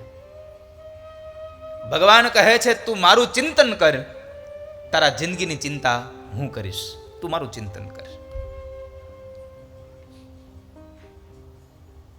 બાકી તમે ગમે તેટલા ઉદ્યમ કરો, એ તો મારા ઠાકુરની ઈચ્છા હોય તો જ થાય, આપણું ન ચાલે. ઉંદર કાપે કરંડીઓ ને સાપ ઉંદરને ખાય, ઉદ્યમ કરતા પણ અવળું પડે, ધાર્યું તો મારા ધણીનું થાય, આપણું ન થાય વાલા. તો ભગવાન શિવ મોટા વૈષ્ણવ છે, ઠાકોરજીના દર્શન માટે આવ્યા હતા. અને મા એને દર્શન નહોતા કરાવતા ત્યારે ભગવાન શિવે આંગણામાં બેસીને પ્રાર્થના કરી કે હે ઠાકોર, તમે કાંઈ નહીં કરો તો મને આ યશોદા દર્શન નહીં થવા દે. અને ભગવાન રડ્યા. માં યશોદાને બહાર લઈને આવે છે અને ભગવાનને મિલાપ થયો. કારણ અંતઃમાંથી પ્રાર્થના નીકળે. અને રોજ ભગવાનની પ્રાર્થના કરજો વાલા. જેણે આપણને જન્મ આપ્યો છે, જેણે આપણને આ પ્રાણ આપ્યો છે, જેણે આપણને આ શરીર આપ્યું છે, એની પ્રાર્થના કરજો. ભગવાન શિવે એ દર્શન કર્યા અને એ દર્શન કર્યા પછીની કથા પૂતના ઉદ્ધારની કથા છે.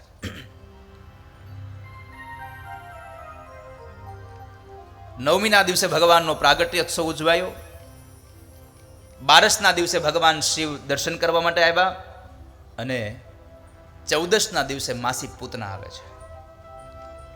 આ 14ના દિવસે માસી પૂતના આવ્યાનું કારણ હું, 14નો આંકડો લીધોનું કારણ હું, પૂતના એટલે આધ્યાત્મિક અર્થમાં અવિદ્યા છે અને 14 એટલે 14નો દિવસ એટલા માટે કે 5 જ્ઞાનેન્દ્રિય, 5 કર્મેન્દ્રિય અને મન બુદ્ધિ ચિત્ત અને અહંકાર, આ 4 તત્વો મળ્યા એટલે 14 તત્વો થયા. આ 14 તત્વોમાં અવિદ્યા રહે છે. આ 14 ઠેકાણે અવિદ્યા રહે. 5 જ્ઞાનેન્દ્રિય, 5 કર્મેન્દ્રિય, મન બુદ્ધિ ચિત્ત અને અહંકાર. આ 14ના દિવસે એટલે પૂતના આવી છે અને એમાં ભગવાને એનો ઉદ્ધાર કર્યો. ત્યાંથી અવિદ્યાનો નાશ કરજો જીવનમાંથી. ભગવાને પેલી વેલી રાક્ષસીને પણ અહીંયા મારી અને રામાવતારમાં પણ ભગવાને પેલી રાક્ષસીને મારી. કારણ જેના દ્વારા રાક્ષસો ઉત્પન્ન થાય છે એને પેલા મારી નાખીએ એટલે બીજા રાક્ષસો ઊભા ન થાય. આપણી અંદર કામ, ક્રોધ, લોભ આદિ જેટલા રાક્ષસો આવે છે ને એનું મૂળ કારણ છે આપણી અવિદ્યા. પૂતનાનો ભગવાને ઉદ્ધાર કર્યો, પણ ક્યારે? નંદ બાબા આખા ગોકુળની રક્ષા ગોવાળોને કરવાનું કહી અને પોતે દાન દેવા માટે ગયા છે. વાર્ષિક કર દેવા માટે મથુરા ગયા. ગોપાન ગોકુલ રક્ષાયામ નિરૂપ્ય મથુરામ ગતઃ નંદઃ કંસસ્ય વાર્ષિક્યમ કરમ દાતુ કરોદ્વઃ. વાર્ષિક કર દેવા માટે નંદ બાબા મથુરા ગયા અને એ સમય બરાબર આ બાજુ મથુરાથી કંસ દ્વારા પ્રેરાયેલી આ રાક્ષસી પૂતના ગોકુળમાં આવે છે.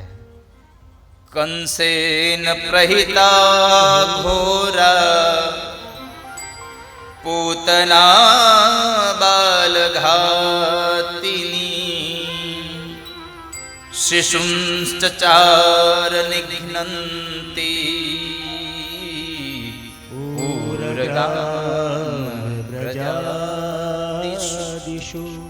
જો શ્લોકમાં લખ્યું છે પૂરગ્રામ વ્રજાદિષુ, વ્રજ આદિષુ.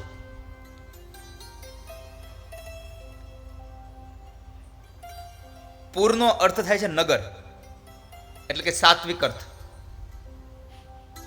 ગ્રામ એટલે ગામડું, રાજસ, અને વ્રજ એટલે નેસડું, તામસ. સત્વ, રજ અને તમ આ 3 ગુણો. પૂર, ગ્રામ, વ્રજાદિષુ. આ 3 પ્રદેશમાં જે બાળકોને પૂતના શોધીને મારે છે, 3 વર્ષની અંદરના બાળકોને મારે છે. 3 જગ્યાએ 3 વર્ષના અંદરના અને 3 ગુણ સત્વ, રજ અને તમ. જે બાળકની ઉંમર 3 વર્ષની હોય એને શિશુ કહેવાય. 3 વર્ષના બાળકોને એ પૂતના મારતી હતી. સત્વ, રજ અને તમ. આ 3 ગામની અંદર વસતા લોકો ગમે તેટલા મોટા હોય છતાં એ બાળકો જ છે. સમજ્યા ને? છતાં પણ એ બાળકો જ છે. કારણ કે આપણી અજ્ઞાન શક્તિ અને પૂતના એને સ્વાધીન છે. પૂતના એને સ્વાધીન થઈને રહે છે. એમાં પૂતનાના 5 પ્રકાર છે. આ પૂતના આવી અને અહીંયા બાળકોને મારે છે, પણ આધ્યાત્મિક અર્થમાં પૂતનાના 5 પ્રકારો બતાવ્યા. મેં કહ્યું પૂતના 14 જગ્યાએ રહે છે, એમ પૂતનાના 5 પ્રકારની પૂતના છે. પૂતાન અપી નયતિ ઇતિ પૂતના. જે પવિત્ર નથી એ પૂતના છે. અને આ દુનિયામાં પવિત્રમાં પવિત્ર કંઈ હોય તો એક છે જ્ઞાન. નહીં જ્ઞાન એને સદૃશમ પવિત્ર મિય વિદ્યતે. ભગવાન કૃષ્ણએ ગીતાજીમાં કહ્યું છે. જ્ઞાન જેવું ઉત્તમ પવિત્ર આ દુનિયામાં બીજું કશું જ નથી. અને જ્ઞાન એક એવી સંપદા છે કે ગમે તેટલી તમારી પાસે હોય કોઈ લૂંટી ન શકે. બીજું તમારી પાસેથી લૂંટી જાય કોઈ માણસો, ધન લૂંટી જાય, જ્ઞાન ન લૂંટી શકે.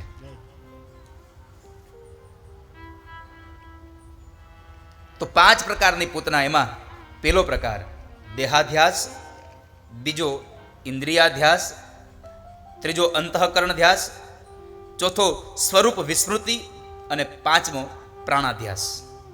આ 5 પ્રકારના એ પૂતના 5 પ્રકારની. એમાં પહેલી વાત, દેહાધ્યાસ એટલે શું? દેહોનો ધ્યાસ એટલે કહેવાય છે કે જાતીય વિજાતીનું જેને ભાન હોવાથી આપણે રૂપ પર જે મોહિત થઈએ છીએ. આપણને જાતિ અને વિજાતિનું ભાન છે એટલે આપણે અમુક અમુક રૂપો ઉપર આપણે મોહિત થઈએ છીએ. એ છે દેહાધ્યાસ. બીજું છે ઇન્દ્રિયાધ્યાસ. આપણી ઇન્દ્રિયો અમુક અમુક વસ્તુને જોઈને આપણે આકર્ષાય છે. અહીંયા તમે જુઓ ને તો પૂતના આવીને ત્યારે એણે માથામાં સુગંધિત પુષ્પની વેણી નાખી હતી.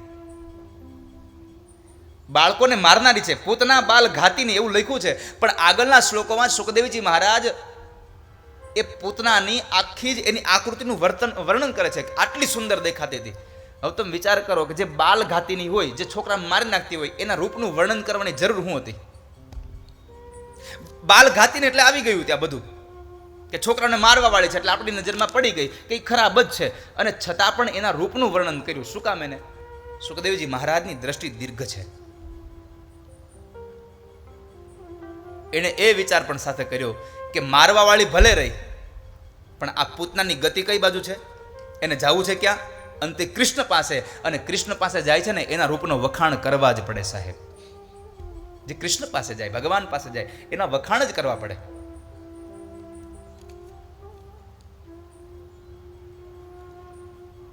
તો એ પૂતના ઇન્દ્રિયાધ્યાસમાં બરાબર એવી રૂપવાળી થઈને આવી હતી કે માતા યશોદાએ પૂતનાને જોઈને, અને જ્યારે પૂતનાએ એમ કહ્યું કે લાવ તારા લાલાને રમાડું, ત્યારે યશોદાજીએ લાલનને એના હાથમાં આપી દીધા છે. બાકી ગોપીને કોઈ દી રમાડવા ન આપતા ભગવાન, એના હાથમાં આપી દીધા.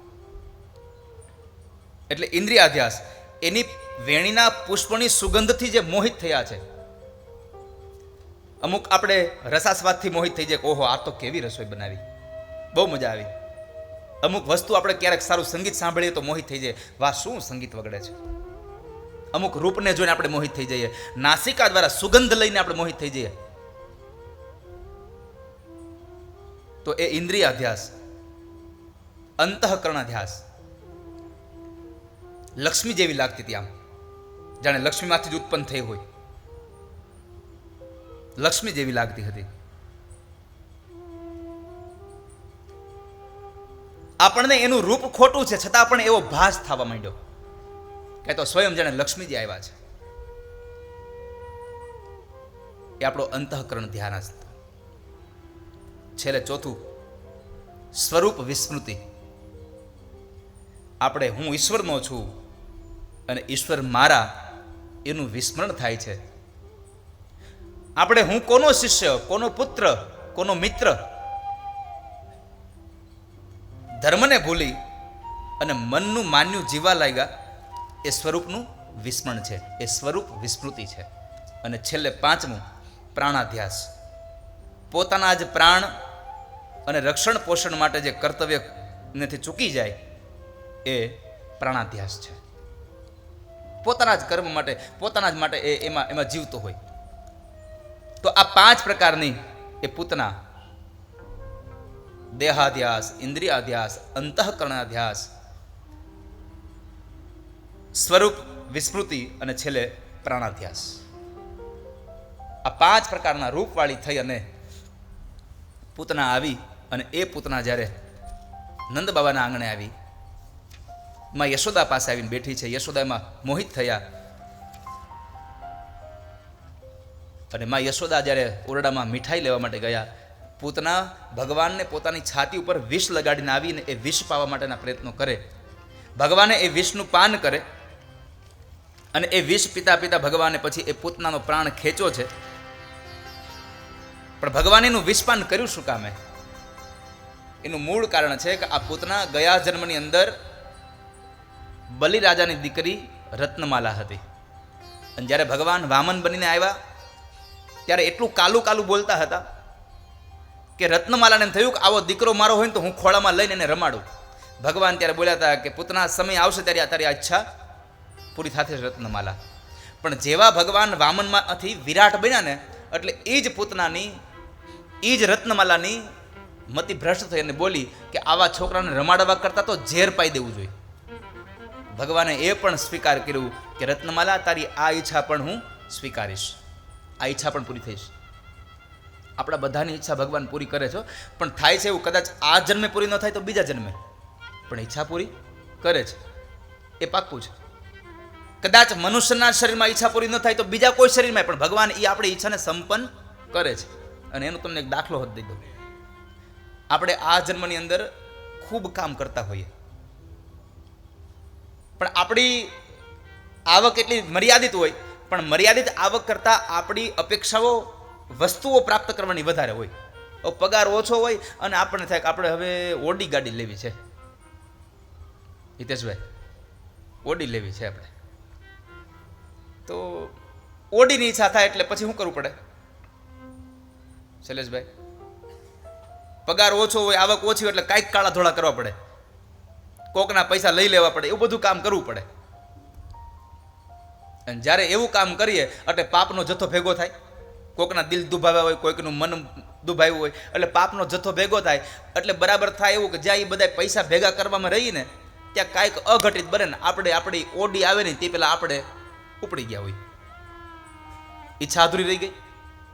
પણ આ વખતે આપણી વૃત્તિ એવી આમ બધાને લઈ લેવાની જ, બટકા ભરી લેવાની થઈ હોય, જ્યાંથી ત્યાંથી તોડી લેવાની. એટલે બીજા જન્મમાં ભગવાન ઈ કર્મને લઈને કૂતરો બનાવે. ભલે શેરીનો કૂતરો ન બનાવે, પણ સફેદ કયો કૂતરો લો, હે, પોમેલિયન. હા, એ કૂતરાના નામ તમને આવડે છે, મને નથી આવડે. તમે દર વખતે કયો છોકરા, પણ હું ભૂલી જાઉં છું. તો એ કૂતરું બનાવે સફેદ. પછી શું થાય? અત્યારે જે મોટા મોટા આપણા બંગલા થયા ને એમાં આપણે કૂતરા પાળવાનો શોખ વધી ગયો આપણને. એટલે પછી આપણે કૂતરું પાળીએ, આપણા છોકરાઓ કૂતરા રમાડે એટલા સરસ મજાના. પણ થાય એવું કે જ્યારે આખા ઘરને બહાર ગામ જવાનું ત્યારે કૂતરું ક્યાં મૂકવું?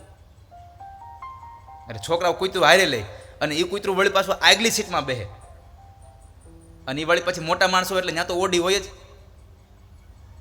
કૂતરાના રૂપમાં આવીને ઓડીમાં આગળ બેહે. ભગવાન એ કૂતરો બનાવીને ઓડીમાં બેહારે. મારો કહેવાનો ભાવાર્થ છે, આ જન્મની ઈચ્છા ભગવાન આવતા જન્મે પૂરી કરશે. એટલે ઈચ્છા કેવી રાખવી યાદ રાખજો. અને મેં જોયું છે પણ ખરું, મેં જોયું છે પણ ખરું. મારે અમદાવાદ નવા વાડજમાં કથા હતી અને હું બરાબર પધરામણી એમ નીકળ્યો, નહીં પધરામણી નહીં, હું ઉતારેથી કથામાં જતો હતો. અને અમારા રાજુભાઈ ઠક્કર અમદાવાદ, એ મારા સારથી હતા ત્યારે. એટલે અમે ગાડીમાં જતા હતા કથા મંડપે. બરાબર રસ્તામાં અમે એક જતા હતા ને તો એક ગાડી નીકળી. ગાડીમાં માલિક પોતે હાંકતો હતો ને કૂતરો મોઢું બહાર રાખીને બેઠો હતો આગળ. મેં રાજુભાઈને કીધું ઊભી રાખો ને આનો ફોટો પાડો. આ હું જે ઉદાહરણ દઉં છું ને એને આ સાબિતી છે. ભગવાન ઈચ્છા પૂરી કરે. રત્નમાલાની ઈચ્છા હતી એ આ જન્મે ભગવાને પૂતનાના શરીરમાં ભગવાન ઈચ્છા પૂરી કરી. એની ખોળામાં ભગવાન રેમા પણ ખરા, અને અંતે એના હાથનું ભગવાને વિષ પણ પીધું. પણ વિષ પીતા સમયે ભગવાને વિષ ખેંચ્યું અને પ્રાણ જ્યારે ખેંચ્યો અને જ્યારે શરીર આખું અકળાયું, ખેંચાયું, ત્યારે એ પૂતના આકાશ માર્ગે ઉડે છે. અને આ આકાશ માર્ગમાં ઉડતી પૂતના ભગવાનને કહે છે, મને છોડી દે, છોડી દે, છોડી દે. સામુંજ મુંજાલમિતિ પ્રભાષિણી નિષ્પીડ્યમાનાખિલ જીવ મનમિની વિવૃત્ય નેત્રે ચરણો ભુજો પ્રસ્વિન્ન ગાત્રાક્ષિપતિરુરોદ. જ્યારે પોતાનું શરીર ખેંચાવા લાગ્યું ત્યારે રડવા લાગી, મને છોડી દે, મને છોડી દે. સા મુંચ મુંચલમિત, મને છોડી દે. ભગવાન કહે છે કે બીજાને પીડા દેનારી જ્યારે તને પીડા થઈ ત્યારે ખબર પડી દુઃખ કેવું હોય. ભગવાને ન છોડી. અને ભગવાને કહ્યું પણ ખરું કે મારો નિયમ છે કે હું પકડું દઈને પકડું, પછી જિંદગીભર કોઈ દી છોડું નહીં. રાધે રાધે. પૂજ્ય જિગ્નેશ દાદા રાધે રાધેની નવીનતમ કથા વાર્તા ધૂન ભજનો માણવા આજે જ વિઝિટ કરો www.radheradheofficial.com, જેમાં તમે નિહાળી શકશો પૂજ્ય જિગ્નેશ દાદાનો પરિચય, લિટરેચર સેન્ટર તેમજ ધાર્મિક સાહિત્યની ખરીદી, વિડિયો ગેલેરી, ફોટો ગેલેરી,